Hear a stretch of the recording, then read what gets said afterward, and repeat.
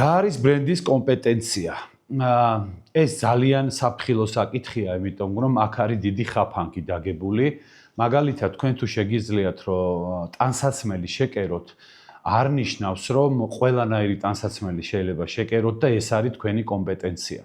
ამიტომ ყოველთვის გახსოვდეთ, რომ ტექნიკური კომპეტენცია ერთია და მეორე არის აღქმული კომპეტენცია, ანუ თქვენი აღქმული კომპეტენცია მომხმარებლების გონებაში.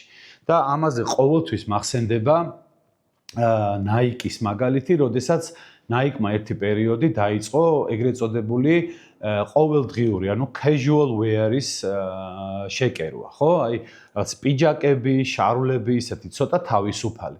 მაგრამ ეს პროექტი ჩავარდა, იმიტომ რომ ადამიანებისთვის Nike იყო სპორტული სამოსი, ანუ sportswear და არა მაგალითად ყოველდღიური გამოსასვლელი ტანისამოსი. ამიტომ ძალიან გთხოვთ გახსოვდეთ, რომ ბრენდის კომპეტენციის განსაზღვრა არ არის მხოლოდ ტექნიკური კომპეტენცია, ეს არის აღქმული კომპეტენციაც და ამ აღქმას თქვენ თვითონვე ქმნით ხოლმე. ამიტომ ბრენდზე ფიქრისას ყოველთვის გადაწყვიტეთ, რისთვის გინდათ იყოთ ცნობილები, ხო? აი ეს არის ბრენდის კომპეტენცია. პერსონალური ბრენდი რო ავიღოთ მაგალითად, ხო? არა უბრალოდ ექიმი, არამედ მაგარი კარდიოლოგი, ხო? აი ამ ამბავზე ვლაპარაკობ.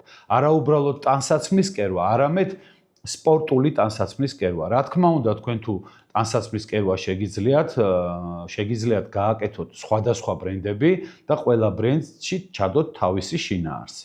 მაგრამ როდესაც ქმნით ბრენდს, ყურადღებით იყავით და ბევრი იფიქრეთ, რა უნდა იყოს თქვენი კომპეტენცია, რის გამო უნდა იყოთ ცნობილები, დაფასებულები და რის გამო მოდის და ყიდულობს ადამიანი თქვენს ბრენდს.